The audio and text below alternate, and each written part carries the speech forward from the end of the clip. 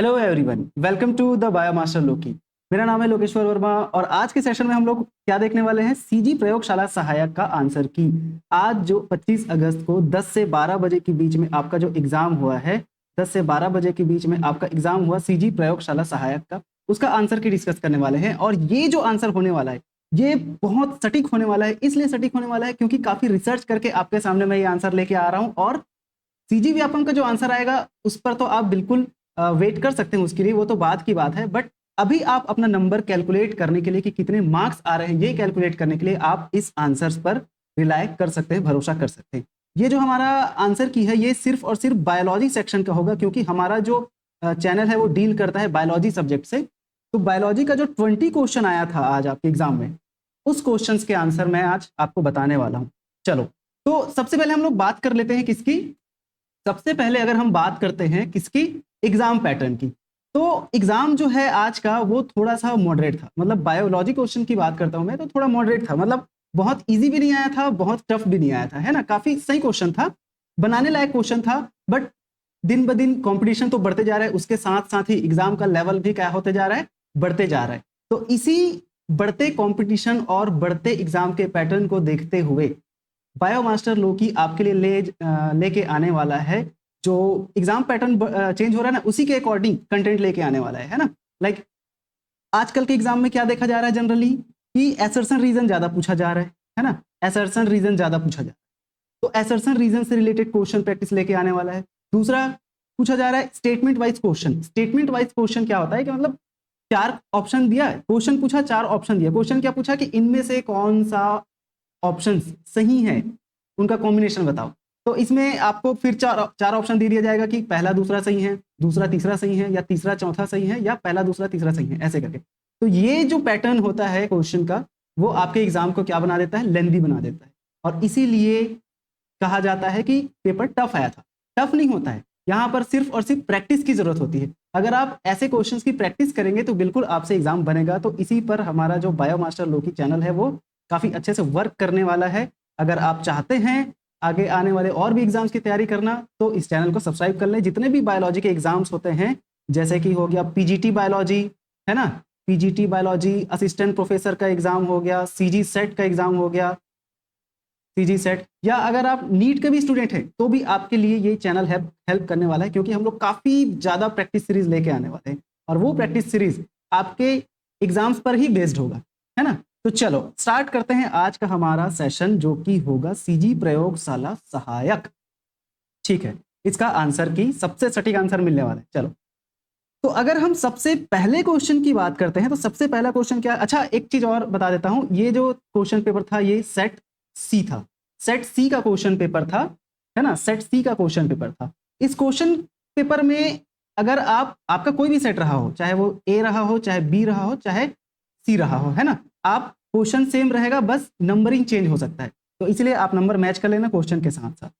चलो फिर स्टार्ट करते हैं हमारा सबसे पहला क्वेश्चन। क्या है पहला क्वेश्चन, एक सेकंड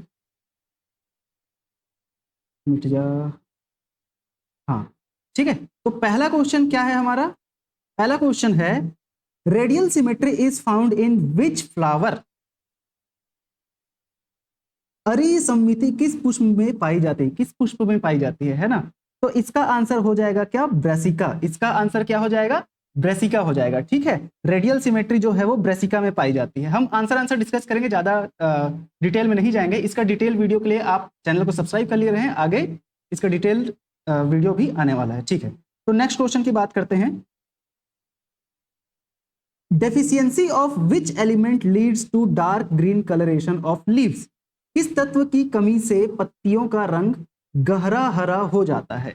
तो इसका आंसर क्या हो जाएगा, पत्तियों का जो कलर है वो गहरा रंग हो जाता है, ग्रीन कलर का हो जाता है, गहरा ग्रीन, डार्क ग्रीन। तो वो किसकी कमी से, तो यहां पर इसका आंसर हो जाता है क्या, फॉस्फोरस की कमी से, है ना।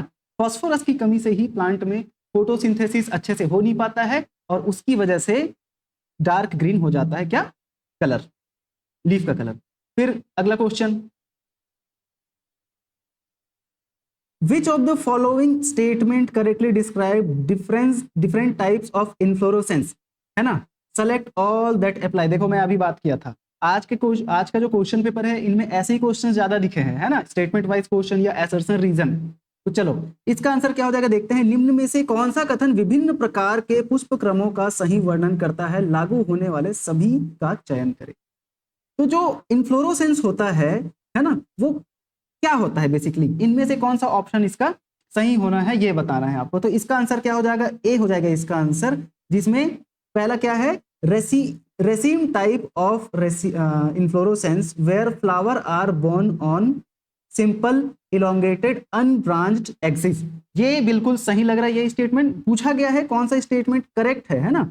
दूसरा बोल रहा है umbel is an inflorescence where all the flower stalk arise from a common point and are of equal length। तो ये भी बिल्कुल सही लग रहा है, इसीलिए ये दोनों आंसर ए और बी, मतलब ए वाले में फर्स्ट और सेकंड इसका आंसर हो जाएगा, ठीक है। और थर्ड और फोर्थ ये गलत स्टेटमेंट है, ठीक है। चलो आगे बढ़ते हैं। क्वेश्चन नंबर 24 है ना, क्वेश्चन नंबर 24 पूछा जा रहा है कि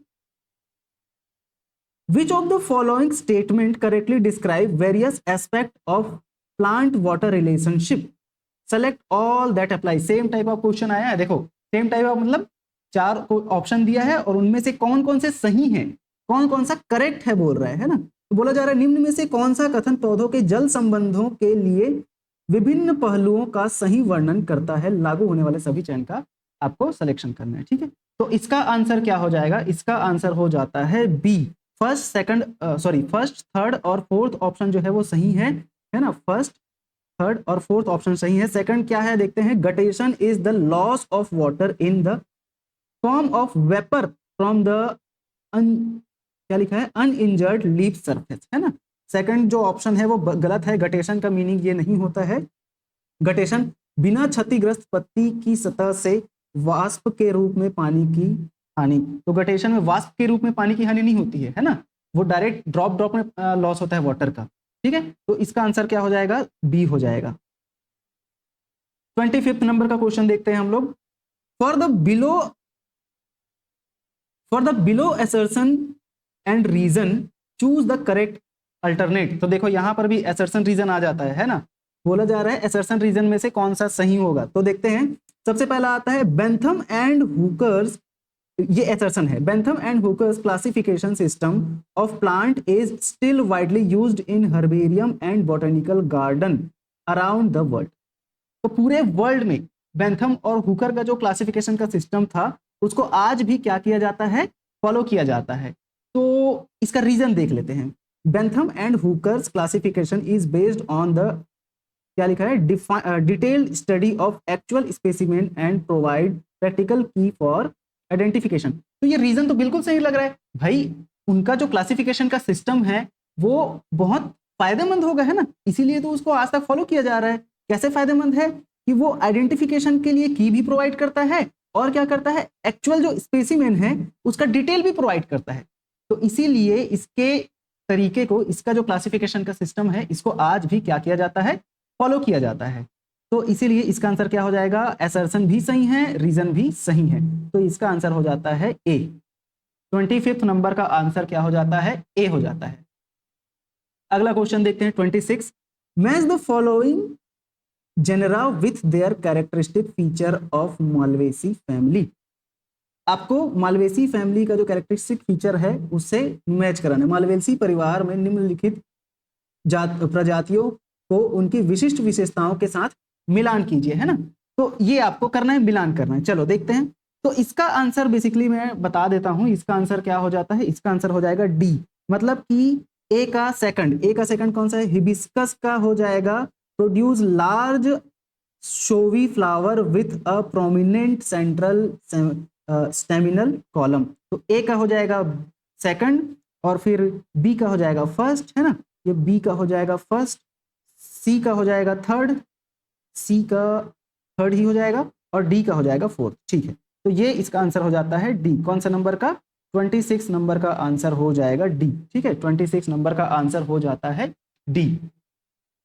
चलो अब 27 नंबर में चलते हैं। 27 नंबर का क्वेश्चन क्या बोल रहा है, arrange the following steps in correct sequence to describe the function of essential element in plant from uptake to keep roles in physiological process. तो यहां पर बोला जा रहा है कि पौधों में आवश्यक तत्वों के कार्य से लेकर शारीरिक प्रतिक्रियाओं में उनकी भूमिका तक का वर्णन करने के लिए निम्नलिखित चरणों का क्रम में व्यवस्थित करें। तो प्लांट में जो चीजें होती है उसको यहाँ पर स्टेटमेंट वाइज दिया गया है, उसको आपको क्या करना है, अरेंज करना है ना। तो इसका आंसर हो जाएगा, बेसिकली याद रखना, इसका आंसर हो जाएगा क्या, ए हो जाएगा इसका आंसर, जिसमें आप ऑप्शन को देखते हुए भी आंसर में चले जा सकते हैं अपन। सबसे पहले हो जाता है एब्जॉर्प्शन ऑफ इसेंशियल एलिमेंट की root element by root hairs from the soil. तो मिट्टी से एब्जॉर्प्शन किया जाता है पहले एलिमेंट्स का, है ना। फिर उसके बाद आ जाता है क्या, दूसरा ये हो जाएगा, पहला सबसे पहले ये आएगा, फिर दूसरा डी नंबर का incorporation of essential element into cellular structure molecule, है ना, स्ट्रक्चर्स एंड मॉलिक्यूल। तो दूसरा स्टेटमेंट ये हो जाएगा। और तीसरा स्टेटमेंट क्या आना चाहिए, तीसरे नंबर में ए आना चाहिए, जो कि है transport of essential elements to the xylem to various plants. ठीक है, तो पहले रूट ने क्या किया, रूट ने किया चीजों का एब्जॉर्प्शन किया पहले, उसके बाद रूट उसको कहां भेज रहा है, जाइलम में। अब जाइलम उसको कहां भेज रहा है, प्लांट के और अदर पार्ट्स में भेज रहा है। ठीक है, फिर अगला आ जाएगा क्या, ई नंबर का, अच्छा सॉरी ये सेकंड नहीं होगा, सेकंड नंबर डी है, ये है सेकंड। ठीक है, uptake of essential element across the root cell membrane. ठीक है, तो रूट सबसे पहले रूट क्या करेगा, एब्जॉर्ब करेगा उस जो भी चीजें हैं सॉइल में न्यूट्रिएंट्स, उसको ले लेगा, उसके बाद जाइलम को देगा। तो थर्ड नंबर में जाइलम आ जाएगा, है ना। फिर आ जाता है ई नंबर आएगा लास्ट में, फोर्थ नंबर में ई आएगा, ये आएगा फोर्थ नंबर ई, और ये आएगा थर्ड नंबर, है ना। तो ई क्या बोल रहा है कि incorporation of essential element into cellular structures and molecules. तो अब सेलुलर स्ट्रक्चर और मॉलिक्यूल्स का इनकॉर्पोरेशन हो जाएगा। फिर लास्ट आ जाता है क्या, सी नंबर, जो कि है involvement of essential element in enzymatic reaction. तो अब जो एंजाइमेटिक रिएक्शन होगा, फोटोसिंथेसिस या जो भी प्रोसेस होता है प्लांट में, उनमें ये सभी चीजों का क्या हो जाता है, इनकॉर्पोरेशन हो जाता है। तो इस तरीके से ये हो जाएगा फिफ्थ नंबर का स्टेटमेंट, और इसका answer B D A E C first इसका आंसर हो जाएगा। ठीक है, चलो 28 नंबर का क्वेश्चन देखते हैं। ये क्वेश्चन थोड़ा इजी है ना, इजी बोलेंगे इसको, डायरेक्ट क्वेश्चन पूछा गया है। The enzyme found in root nodules. तो रूट के नोड्यूल में, जड़ों के नोड्यूल्स में पाया जाने वाला एंजाइम है, कौन सा है, इसका आंसर हो जाएगा क्या, नाइट्रोजिनेज, है ना। अगर एलिमिनेट करेंगे तो एमाइलेज तो इंसानों में पाया जाता है, भाई रूट की बात की जा रही है, मतलब ये प्लांट की बात की जा रही है, पौधे की बात की जा रही है ना। तो लाइगेज और एमाइलेज तो प्लांट में पाया, सॉरी एमाइलेज तो एनिमल में पाया जाता है, लेकिन लाइगेज दोनों में पाया जा सकता है। ठीक है, और यहाँ पर लिखा है लेग हीमोग्लोबिन, तो ये भी तो एनिमल में ही पाया जाता है, तो ये नहीं आएगा। इसका आंसर हो जाता है नाइट्रोजिनेज, क्योंकि रूट नोड्यूल में कैसे ऑर्गेनिज्म पाए जाते हैं, जो सिम्बायोटिक एसोसिएशन में पाए जाते हैं रूट के साथ में, है ना, जिसको बोला जाएगा क्या, राइजोबियम। राइजोबियम इसका हम लोग एग्जांपल पढ़े थे आज तक, है ना। तो राइजोबियम क्या करता है, नाइट्रोजन फिक्सेशन करता है, तो वहां पर एंजाइम कौन सा पाया जाता है, नाइट्रोजिनेज एंजाइम पाया जाता है। ठीक है, चलो तो इसका आंसर हो जाएगा क्या, A. Next question, arrange the following stage in evolution of multicellularity in plant in the correct order from the simplest to the more complex.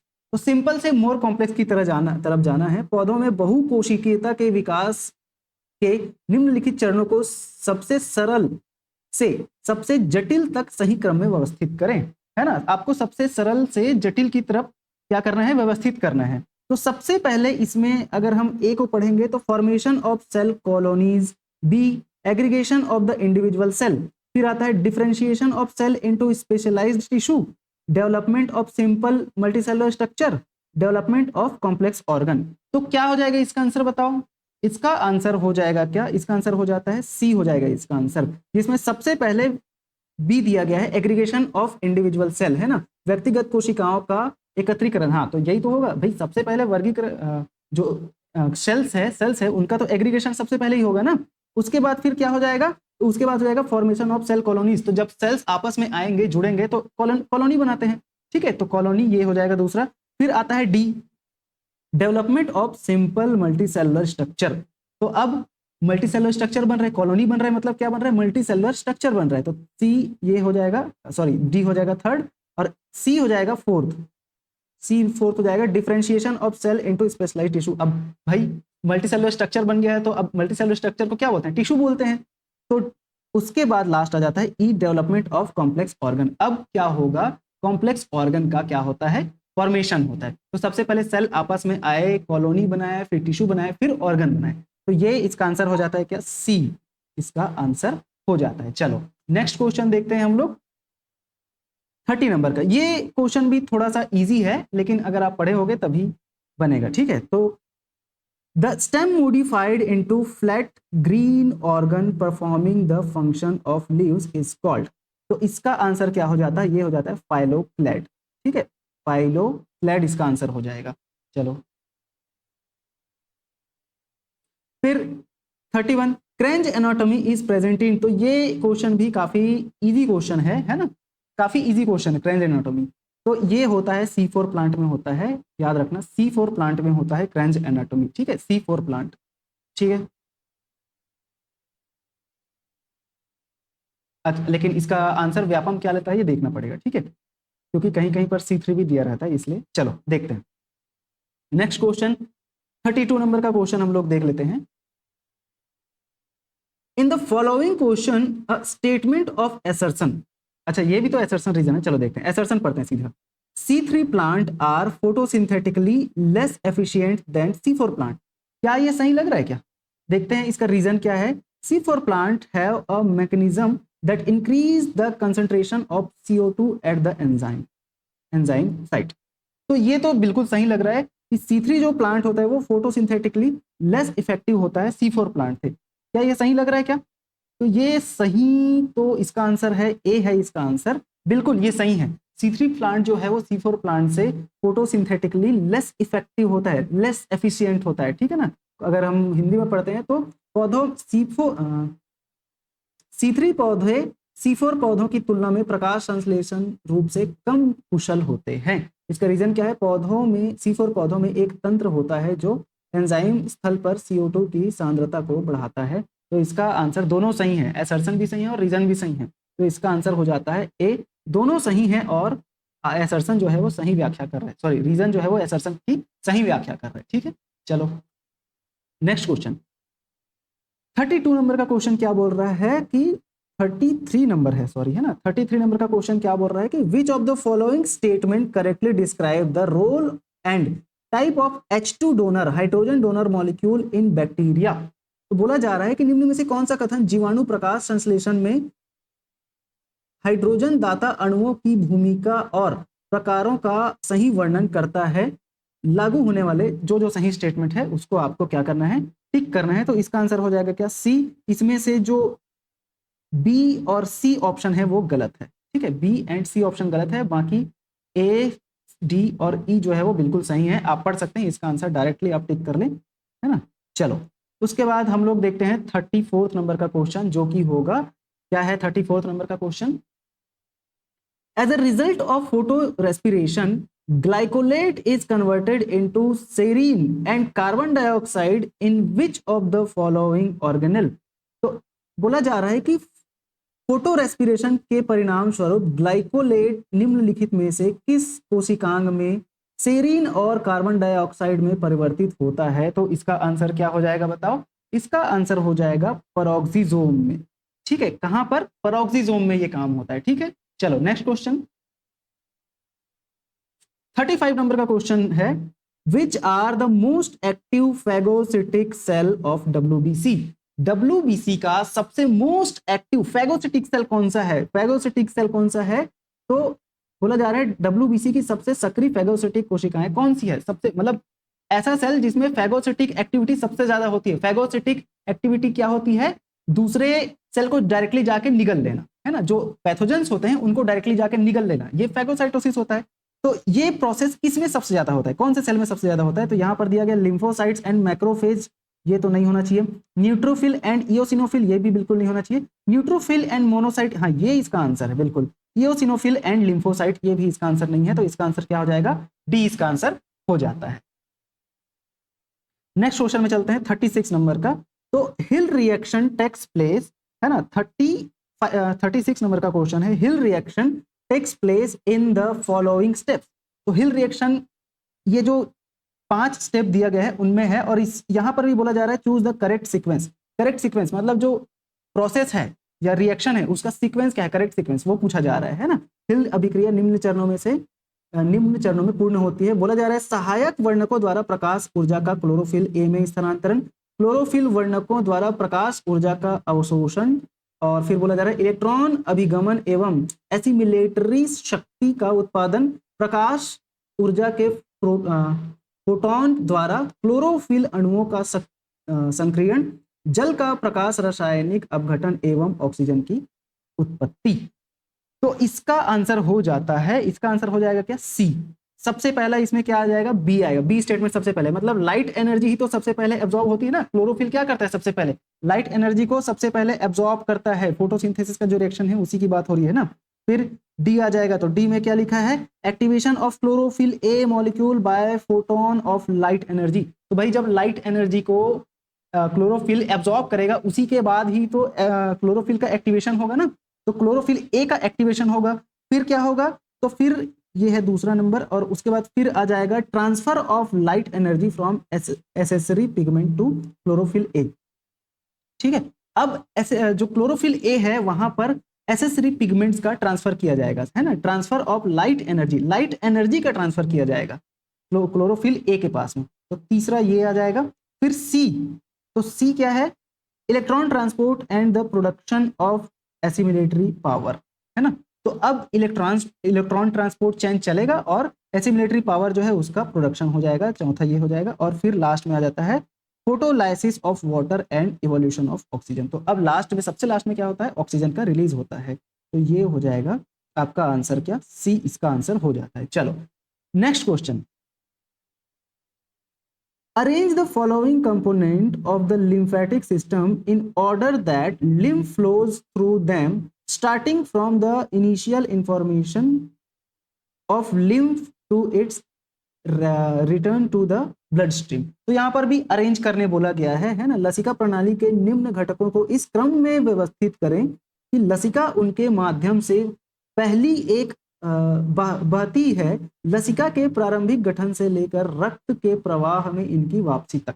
कहां से कहां तक अरेंज करना है ये बताया गया है। तो आपको इसका आंसर हो जाता है, इसका आंसर हो जाएगा क्या, ए। सबसे पहले क्या होगा, अच्छा इसका आंसर तो डायरेक्टली सीक्वेंस है, मतलब सही सीक्वेंस में लिखा गया, लिम्फेटिक कैपिलरीज से, उसके बाद फिर लिम्फेटिक वेसल में जाएगा, फिर लिम्फेटिक नोड्स में जाता है, फिर लिम्फेटिक ट्रंक्स में जाता है, और उसके बाद लिम्फेटिक डक्ट्स में जाता है। तो ये जो सीक्वेंस है एकदम सही लिखा गया है, इसीलिए इसका आंसर क्या हो जाता है, ए हो जाता है। चलो अगला क्वेश्चन आ जाता है हमारा 38 नंबर का, मैच द फॉलोइंग। हाँ, ये इस टाइप का जो क्वेश्चन होता है वो थोड़ा इजी पड़ता है और काफी इंटरेस्टिंग क्वेश्चन होता है, क्योंकि इसमें एक ऑप्शन पता चलते ही आप, एक या दो ऑप्शन पता चलते ही आप आंसर तक पहुंच सकते हो। तो इस टाइप का क्वेश्चन थोड़ा इजी होता है, बट आजकल क्वेश्चंस काफी ना टफ बना दिया गया है, एसर्शन रीजन बहुत ज्यादा देकर, मतलब 2-3 समझ आता है, आप 20 क्वेश्चन में 5 एसर्शन रीजन भर दिए और 5 फिर क्या बोलते हैं वो स्टेटमेंट वाइज क्वेश्चन भर दिए, तो फिर बच्चा बनाएगा ही क्या, है ना।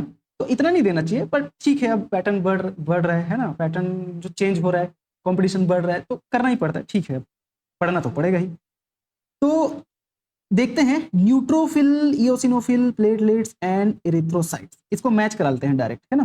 तो यहाँ पर प्लेटलेट को हम लोग थोड़ा जानते हैं, ये क्या करता है, प्लेटलेट जो है वो क्लॉटिंग में हेल्प करता है। तो सी का फर्स्ट मैच करा लेते हैं, और सी का फर्स्ट देखते ही आपके 2 ऑप्शन एलिमिनेट हो जाते हैं। देखो बी में सी का फर्स्ट नहीं है, और सी में सॉरी डी में सी का फर्स्ट नहीं है, तो इसीलिए डी और बी तो पहले से ही हटा दिए, ठीक है।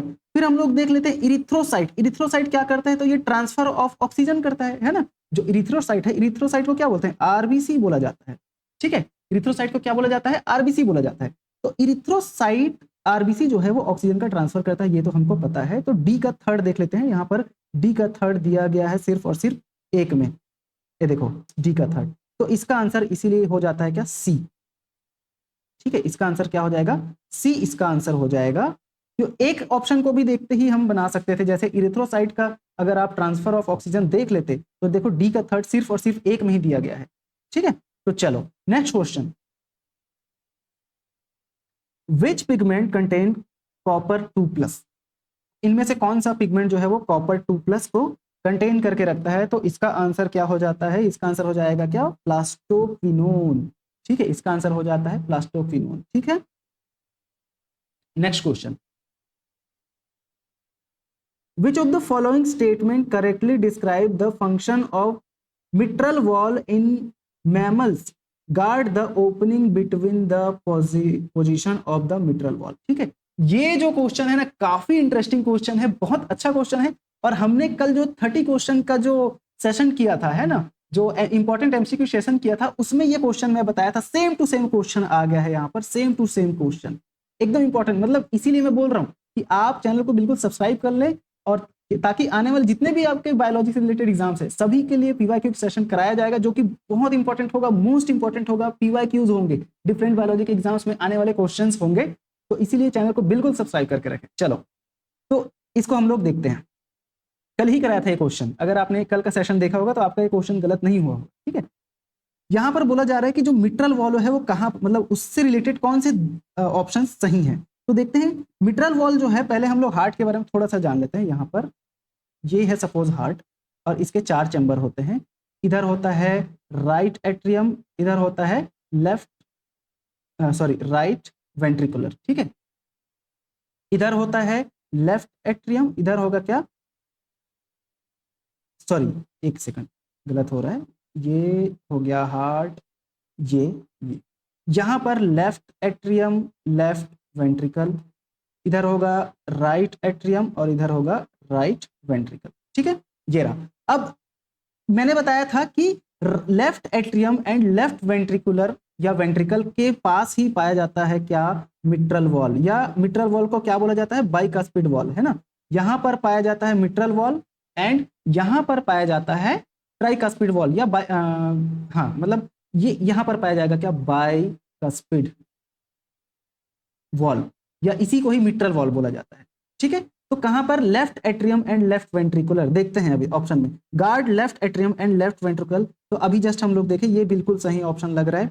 अब ए फर्स्ट सही है, तो मतलब ये कट गया, ये कट गया, फर्स्ट सही है तो, अच्छा ये भी कट गया, है ना, फर्स्ट सही है तो ये भी कट गया, मतलब आंसर आपको मिल ही गया।